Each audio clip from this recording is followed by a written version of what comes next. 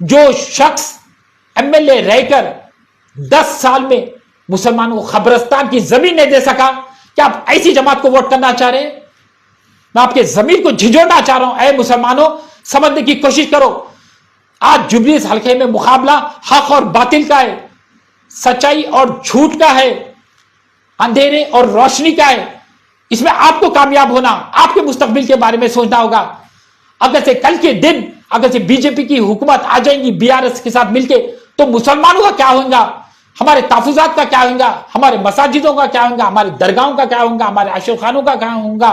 सोचो, ये बात सोचना होगा आपको।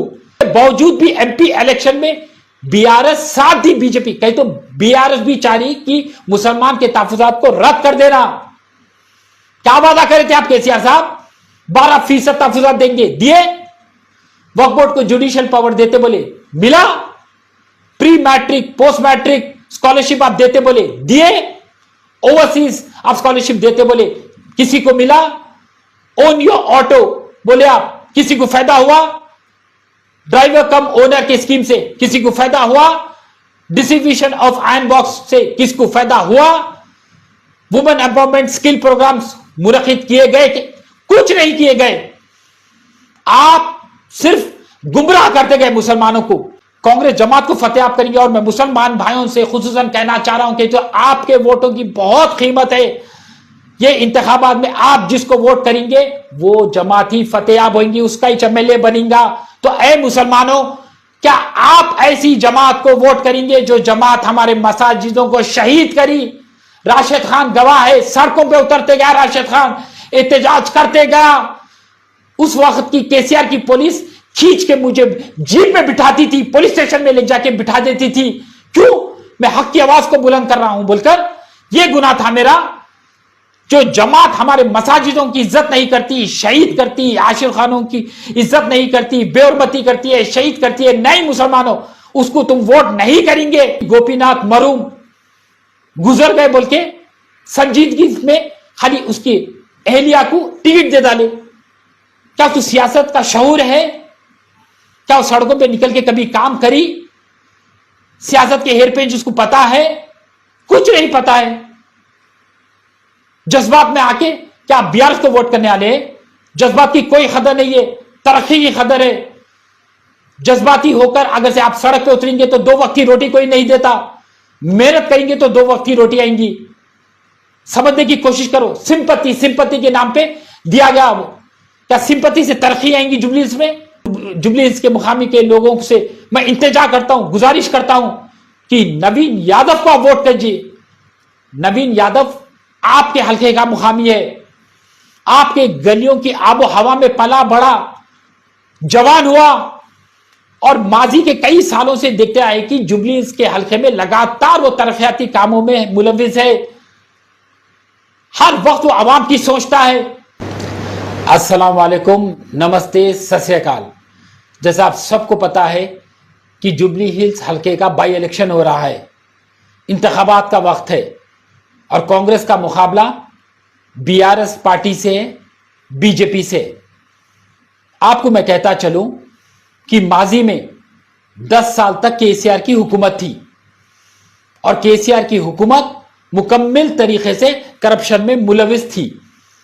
और अगर से ऐसी करप्शन की पार्टी को और एक बार आजमाना, यह समझदारी की बात नहीं है। केसीआर की दौरे हुकूमत में कालेश्वरम प्रोजेक्ट का करप्शन, मिशन भागीरथ का करप्शन, 2 BHK फ्लैट का करप्शन, उसके बाद में जब फिर बात आती है अक़लियतों की, तो अक़लियतों में करीब करीब 8 मसाजिदा शहीद हुए, 2 आशिक खाने शहीद हुए। इसका जिम्मेदार कौन? इसका जिम्मेदार केसीआर। केसीआर के दौरे हुकूमत में केसीआर की जमात सैंड माफिया, माइनिंग माफिया में मुकम्मल तरीके से मुलविस। धरनी पोर्टल में हर जगह नाकामयाबियां थे, उसका जिम्मेदार कौन था? केसीआर। ORR स्कैम में केसीआर मुलविस। आप देखेंगे कि कलवा कुर्ता खानदान मुकम्मल तरीके से करप्शन में मुलविस। केसीआर साहब का बेटा फर्जन केटीआर ई फॉर्मूला स्कैम में मुलविस, फोन टैपिंग में मुलविस, केसीआर की साहिबजादी कविता दिल्ली लिकर पॉलिसी स्कैम में मुलविस 6 महीने तिहाड़ जेल में गुजार के आई। तो आप देखेंगे कि 10 साल के दौरे हुकूमत में कहीं से भी रियासत तेलंगाना की आवाम को ना रोजगार मिला, ना तालीम मिला, ना तरक्की हुई, ना तेलंगाना बंगारू तेलंगाना में तब्दील हो सका। अब ऐसी जमात को और एक बार अगर से आप मुंतखब करेंगे तो फिर से करप्शन का सिलसिला की शुरुआत हो जाएगी। और आपको बताता चलूं कि केसीआर की हुकूमत मुकम्मल तरीके से बीजेपी का साथ दे रही है। सिक्के के दो पहलू है, बीआरएस एक पहलू है तो दूसरा पहलू बीजेपी है। जितने भी एनडीए के बिल थे वो बिल की तायद केसीआर की हुकूमत करी। और माजी में भी आप देखेंगे जब लोकसभा इलेक्शन का वक्त था तो बीआरएस के पूरे उम्मीदवारों की जमानत जब्त हुई और पूरी बीआरएस जमात बीजेपी का साथ दी। यही वजह है कि रियासत तेलंगाना में उसके 8 एमपी जीतने में कामयाब हुए। अब ऐसी करप्ट गवर्नमेंट का केटीआर आके लफाजी करता है जुबलीस हल्के में और निशाना तानता है कांग्रेस पर। अरे तो मैं केटीआर को कहना चाह रहा हूं कि आप किसी को तो मुसाफिर नहीं कर सके, किसी को रोजगार दे नहीं सके, किसी के घर पर रोशनी नहीं ला सके, ना आप नौकरी दे सके, ना खुशहाली ला सके, ना आपसे किसान खुश थे, ना तुलबा खुश थे, ना आवाम खुश थी। फिर किस बुनियाद पर आकर अब जुबलीस हल्के में वोटों की भीख मांग रहे हैं? आप कह रहे हैं कि कांग्रेस क्या करी। आपको कहता चलूं कि कांग्रेस के कारनामे बहुत है। पहले तो मैं अखिलियतों को यह बताना चाह रहा हूं कि खुसूसन मुसलमान भाइयों से कहना चाह रहा हूं कि कांग्रेस जमात आपकी जमात है। अगर से आप कांग्रेस को वोट करेंगे तो आपकी जो बुनियाद है कांग्रेस वो और मजबूत करेंगी। आज जो हमारे तहफुजात खतरे में है उसकी हिफाजत कौन कर रही है? कांग्रेस जमात कर रही है। आपके वजूद की हिफाजत कांग्रेस जमात कर रही है। आपके वक्त के जायदाद का तहफुज कोई कर रही है तो कांग्रेस जमात कर रही है। मेरे अखिलियतों भाइयों से कहना चाह रहा हूं, मेरे मुसलमान भाइयों से कहना चाह रहा हूं कि समझो कांग्रेस जमात आपकी जमात है। और मैं मुसलमानों से खुसूसी यह कहना चाह रहा हूं कि कांग्रेस गवर्नमेंट जब कायम हुई उसके ठीक 2 महीने के अंदर रेवंत अन्ना ने 2,40,00,000 का इमदाद जारी किया तबलीगी जमात के इस्तेमाल के लिए। फिर दूसरे साल भी जब शंकरपल्ली में इस्तेमाल था तबलीगी जमात का तो 2,40,00,000 का इमदाद फिर जारी किया। फिर जब बात आती है खवातीन के एम्पावरमेंट के लिए तो 25 करोड़ सैंक्शन किए गए और वादा किया गया कि 40,000 स्विंग मशीन दिए जाएंगे। फर्स्ट फेज में अल्लाह के फजलो करम से हमारी हुकूमत 11,000 स्विंग मशीन दी। 24 करोड़ इमाम और मौजमीन को मिले। और सबसे अहम चीज, जब वक्फ अमेंडमेंट बिल पेश किया गया था लोकसभा में तो उसकी मुखालिफत सबसे पहले हिंदुस्तान में कोई करे हुए तो रियासत तेलंगाना का वक्फ बोर्ड उसकी मुखालिफत करा। वक्फ के जायदादों की तहफुज के लिए हम सड़कों पे उतरे, एहतजाज करे, क्योंकि उस बिल के जरिए से हिंदुत्व, बीजेपी, आरएसएस जो मंसूबे से उतर रही थी हम उन मंसूबों को पस कर डाले। हम एहतजाज करें, बिल की मुखालिफत करें, वो अलग बात है कि आज वो कानून की शक्ल लिया, पर हम फिर भी हमारी लड़ाई जारी है। आपसे कहता चलूं कि मुसलमान हर वक्त भरोसा करा कांग्रेस पर, क्योंकि कांग्रेस हर वक्त सेक्युलरिज्म की बात करी, जमहूरियत की बात करी, दस्तूर की बात करी। और आप देखेंगे कि जुबलीस के बाई इलेक्शन में केटीआर साहब आते हैं और कहते हैं कि वादे पूरे नहीं करे, वादे पूरे नहीं है। कहां से वादे पूरे नहीं करे? हमारी गवर्नमेंट सिर्फ 18 महीने की और आपकी हुकूमत पूरे 10 साल की। तो तराजू में अगर से आप 18 महीने और 10 साल तोलेंगे तो वजनदार 10 साल होगा। 18 महीने के अंदर हमने बहुत कुछ किया। आपको बताता चलूं कि जब हमारी हुकूमत कायम हुई उसके 2 महीने के अंदर रेवंत अन्ना पुराने शहर में कदम रखते हैं, Musi river front development project का इफ्तिताह करते हैं, संगे बुनियाद रखते हैं, मेट्रो रेल का संगे बुनियाद रखते हैं, आरामगढ़ फ्लाईओवर मुकम्मल तरीके से कामयाब हुआ। ये किसके कारनामे है? रेवंत अन्ना के कारनामे है। और केसीआर साहब, आप 10 साल के दौरे हुकूमत में एक बार भी पुराने शहर का दौरा नहीं करे। क्या आपको नहीं पता है कि 40% से भी ज्यादा मुसलमान हैदराबाद डिस्ट्रिक्ट में बसता है? आपको नहीं मालूम सुधीर कमीशन की रिपोर्ट क्या कहती है? सुधीर कमीशन की रिपोर्ट यह कहती है कि मुसलमान पसपंदा हालत में है, SC ST से भी बिछड़ा हुआ है। यह मालूम रखे भी आपका बजट क्या था 10 साल में। केसीआर के दौरे हुकूमत का अगर से पूरा बजट देखेंगे 10 साल का तो सिर्फ 12,000 करोड़ का एलोकेशन हुआ। रिलीज कितने हुए? सिर्फ 7,000 करोड़। पर बात आ जाती है जब कांग्रेस की, तो पहले साल हमारा बजट अक़लियतों को था 3,000 करोड़, फिर दूसरे साल 3,500 करोड़। यही आप देखेंगे कि 2 साल में हम 6,500 करोड़ का एलोकेशन करें अक़लियतों के लिए। आप बोलो, क्या कांग्रेस जमात के हुकूमत में क्या किसान खुश नहीं है? किसानों का 2 लाख का खर्चा क्या माफ नहीं करी कांग्रेस गवर्नमेंट? रेतु बंधु के जरिए से 15 लाख पर एकड़ नहीं मिल रहे हैं क्या? मैं ये सवाल पूछता हूं केटीआर से, मैं सवाल पूछता हूं केसीआर से। आप बोलते जा रहे वादे वादे वादे। क्या आरटीसी बस में खवातीन मुफ्त में सफर नहीं कर रहे हैं? 500 रुपए में क्या सिलेंडर नहीं मिल रहा है? 200 यूनिट बिजली हम मुफ्त देते बोल रहे, हम दे रहे। राजीव आरोग्य इंश्योरेंस 10 लाख रुपए क्या हम नहीं दे रहे? अरे मैं मानता हूं 1-2 वादे मुकम्मल तरीके से अब तक हम पूरे नहीं कर सके, इंशाल्लाह आगे मुस्तकबिल में हम पूरा करेंगे। हमारे पास जितना बजट है वो पूरा बजट इस्तेमाल कर रहे हैं रेवंत अन्ना तेलंगाना की तरक्की के लिए, कामयाबी के लिए। आपकी हुकूमत क्या करी? आपकी हुकूमत 7 लाख करोड़ का खर्चा करके गई। वो खर्चे की भरपाई हम कर रहे हैं। कल्वकुंटा खानदान पूरा करप्शन में मुलविस और आके तनकीद करता है जुबलीस में।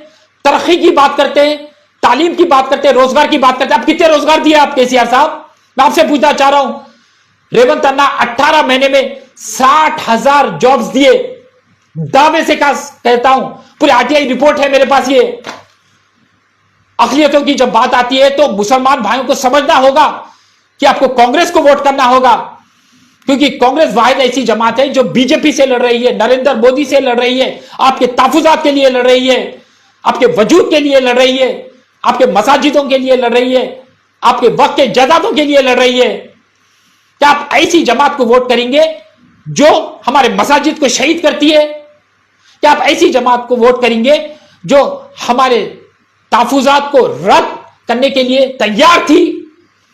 क्या बीआरएस बीजेपी के साथ मिलकर एमपी इलेक्शन नहीं लड़ी? और बीजेपी का क्या कहना था असेंबली इलेक्शन में? अगर से हमारी हुकूमत कायम हो जाएगी तो हम 4% तहफ़्फ़ुज़ात रद्द कर देंगे। क्या ये बीआरएस को नहीं पता था? उसके बावजूद भी एमपी इलेक्शन में बीआरएस साथ दी बीजेपी। कहीं तो बीआरएस भी चाह रही कि मुसलमान के तहफ़्फ़ुज़ात को रद्द कर देना। क्या वादा करे थे आप केसीआर साहब? 12% तहफ़्फ़ुज़ात देंगे, दिए? वक्फ बोर्ड को जुडिशियल पावर देते बोले, मिला?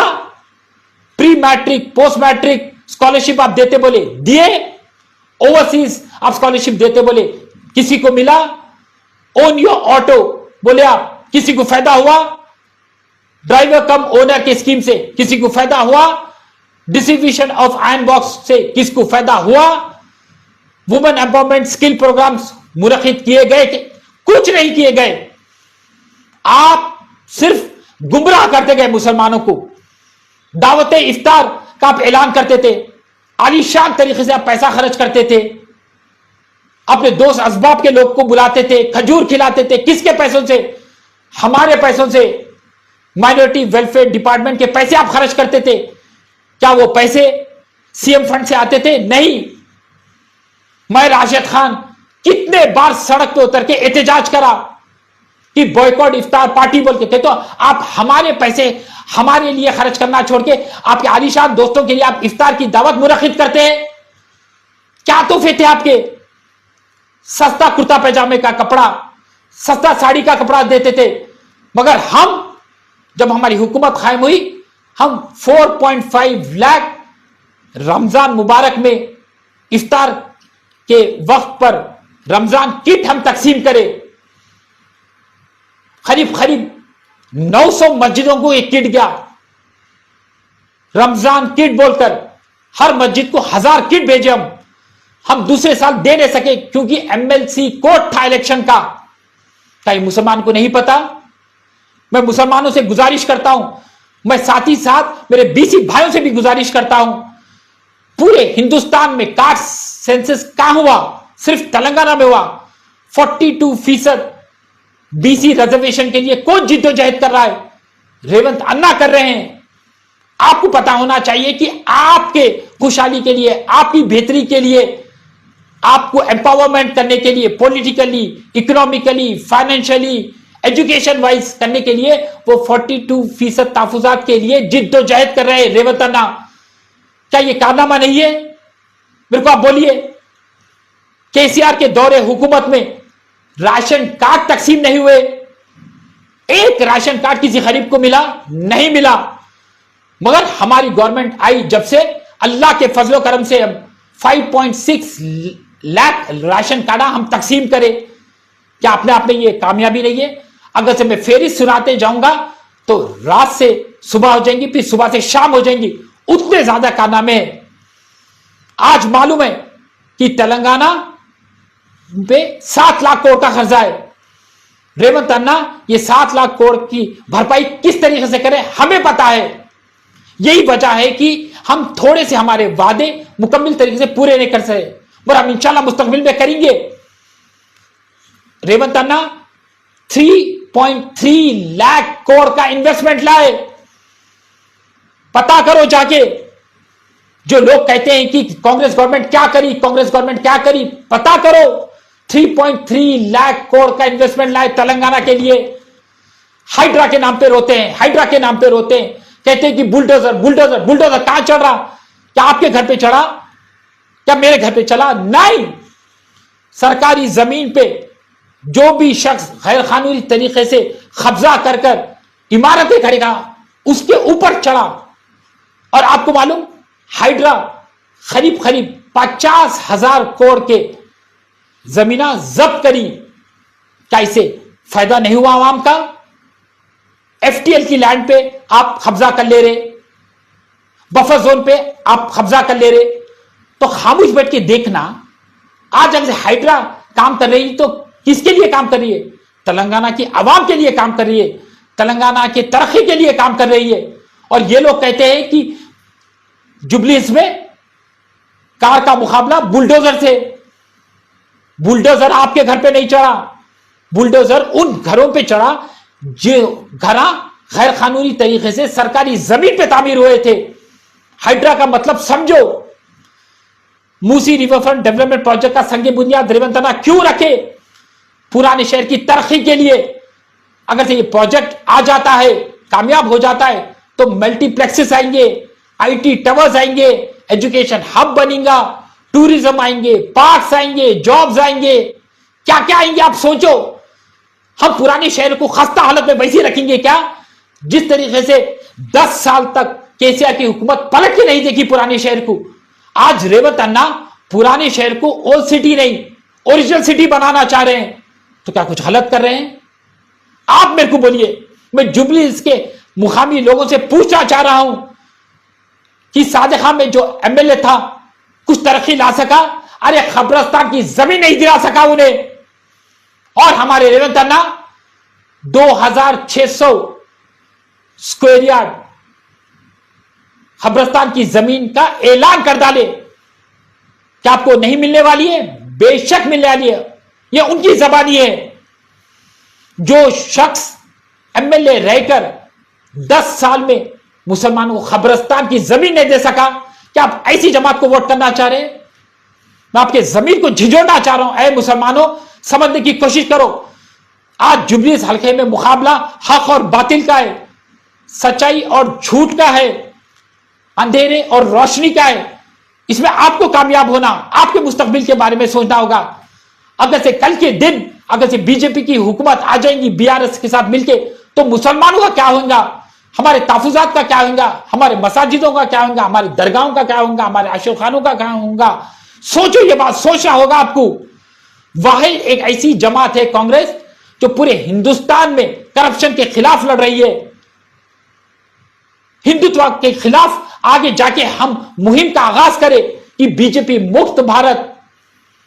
हम हिंदुत्व का खात्मा करना चाह रहे हैं, बीजेपी का खात्मा करना चाह रहे हैं, आरएसएस का खात्मा करना चाह रहे हैं, क्योंकि इसमें मुल्क की सलामती है, रियासत तेलंगाना की सलामती है। हम बंगारू तेलंगाना बना के दिखाएंगे। सिर्फ 18 महीने की हुकूमत में हमने इतने कारनामे करे। आप मेरे को बोलिए, क्या बारीक चावल नहीं मिल रहा? हर गरीब के घर को जाके पूछो, हर शख्स को 6 किलो का बारीक चावल नहीं मिल रहा क्या? कुल मिला के कांग्रेस की हुकूमत सालाना 13,000 करोड़ दे रही है बारीक चावल, वो भी मुफ्त में दे रही है। क्या ये कारनामा नहीं है? क्या इंदिरा इल्लू सैंक्शन नहीं हो रहा है? आप जाके पता करिए बस्तियों में, क्या सरकारी मुलाजिम आके इन्वेस्टिगेशन नहीं कर रहे हैं? बराबर प्रजा पालना में जो जो भी फॉर्म्स भरे, दरखास्तनामा दिए, उन लोग के घर को आ रहे, तहकीक कर रहे, और हकदार को बराबर इंदिरा इल्लू के जानिब से रकम मिलने वाली है। सबर का तो मुजाहरा करो जरा। अरे बच्चा भी पैदा होता है तो 9 महीनों में होता है, हमारी तो सिर्फ 18 महीने की हुकूमत है, और उसमें इतने ज्यादा कारनामे हमारे अल्लाह के फजलो करम से। आए जुबलीस के मुकामी के लोगों से मैं इंतजार करता हूं, गुजारिश करता हूं कि नवीन यादव को वोट कीजिए। नवीन यादव आपके हल्के का मुकामी है, आपके गलियों की आबो हवा में पला बड़ा, जवान हुआ, और माजी के कई सालों से देखते आए कि जुबलीस के हल्के में लगातार वो तरक्याती कामों में मुलविस है। हर वक्त वो आवाम की सोचता है, आपके दरमियान रहता है। कल के दिन अगर से आप उसको मुंतखब करते हैं, एमएलए बनाते हैं, तो एमएलए फंड तो जरूर इस्तेमाल होगा जुबलीस हल्के में। साथ ही साथ हमारी हुकूमत है, और अगर से रकम कम पड़ी तो बेशक वो सीएम रेवंत अन्ना के पास जाके और रकम लेके आएगा। क्या बीआरएस की जो वो खातून है, जो वो उम्मीदवार है, क्या वो आएंगी? क्या उस सियासत का तजुर्बा है? मागंडी गोपीनाथ मरूम गुजर गए बोल के संजीदगी में खाली उसकी अहलिया को टिकट दे डाले। क्या उसकी सियासत का शऊर है? क्या वो सड़कों पे निकल के कभी काम करी? सियासत के हेरपेंच उसको पता है? कुछ नहीं पता है। जज्बात में आके क्या बीआरएस को वोट करने वाले? जज्बात की कोई कदर नहीं है, तरक्की की कदर है। जज्बाती होकर अगर से आप सड़क पे उतरेंगे तो 2 वक्त की रोटी कोई नहीं देता, मेहनत करेंगे तो 2 वक्त की रोटी आएंगी। समझने की कोशिश करो। सिंपत्ति के नाम पे दिया गया वो, क्या सिंपत्ति से तरक्की आएंगी जुबलीस में? तालीम आएगा, रोजगार मिलेगा, सड़कें बेहतरीन होंगे, पानी की किल्लत दूर होंगी? कुछ नहीं होंगी। तो अब हमें समझना होगा, अहद करना होगा कि हम कांग्रेस के उम्मीदवार को जिताएंगे। कांग्रेस के उम्मीदवार को जिता के कांग्रेस का परचम हम लहराएंगे जुबलीस में। आज आप देख रहे कि पूरे कांग्रेस के कायदीन जुबलीस के गलियों में फिर रहे हैं। क्यों? आपकी भलाई के लिए, आपके वोटों के लिए, ताकि ये जुबलीस हल्के में जो नाइंसाफी हो रही उसकी भरपाई करना, हक के परचम को लहराना, इंसाफ दिलाना, तरक्की लाना। यही वजह कि रेवंत अन्ना लगातार जुबलीस हल्के का गश्त कर रहे हैं। कहां है केसीआर? मैं आपसे पूछना चाह रहा हूं। बाई इलेक्शन में आप नजर ही नहीं आ रहे। शायद आप आराम कर रहे होंगे अपने फार्म हाउस पर। आपको तो लेना देना ही चाहिए आवाम से। जब आपकी हुकूमत थी, जब भी आप आराम करते थे अपने फार्म हाउस पे, अभी भी आप आराम कर रहे हैं। और आपका बेटा आके लफाजी कर रहा है। कलवकुट्टा खानदान का नौजवान केटीआर पूरा करप्शन में मुलविस, वो आके कहता है कांग्रेस को तनखीद करते हुए कि कांग्रेस बुलडोजर है, बुलडोजर की जमात है। अरे हरीश राव साहब, आप भी कालेश्वरम प्रोजेक्ट में मुलविस, केसीआर साहब भी कालेश्वरम प्रोजेक्ट में मुलविस, मिशन भगीरथा में आप लोग मुलविस। अरे कौन सी ऐसी चीज है जिसमें आप मुलविस नहीं है? पूरा रेवेन्यू डिपार्टमेंट में करप्शन था आपके दौरे हुकूमत में। करप्शन की तो मैं फेरी सुना सकता हूं बीआरएस की। नहीं, अब वक्त आ गया कि हम तरक्की को वोट करेंगे, एजुकेशन को वोट करेंगे, कांग्रेस जमात को फतेह आप करेंगे। और मैं मुसलमान भाइयों से खुसूसन कहना चाह रहा हूं कि जो आपके वोटों की बहुत कीमत है, ये इंतखाबात में आप जिसको वोट करेंगे वो जमात ही फतेह होंगी, उसका ही एमएलए बनेगा। तो ऐ मुसलमानों, क्या आप ऐसी जमात को वोट करेंगे जो जमात हमारे मसाजिदों को शहीद करी? राशिद खान गवाह है, सड़कों पे उतरते गया राशिद खान, एहतजाज करते गया। उस वक्त की केसीआर की पुलिस खींच के मुझे जीप में बिठाती थी, पुलिस स्टेशन में ले जाके बिठा देती थी। क्यों? मैं हक की आवाज को बुलंद कर रहा हूं बोलकर। यह गुनाह था मेरा। जो जमात हमारे मसाजिदों की इज्जत नहीं करती, शहीद करती, आशिर खानों की इज्जत नहीं करती, बेहरमती करती है, शहीद करती है, नहीं मुसलमानों, उसको तुम वोट नहीं करेंगे।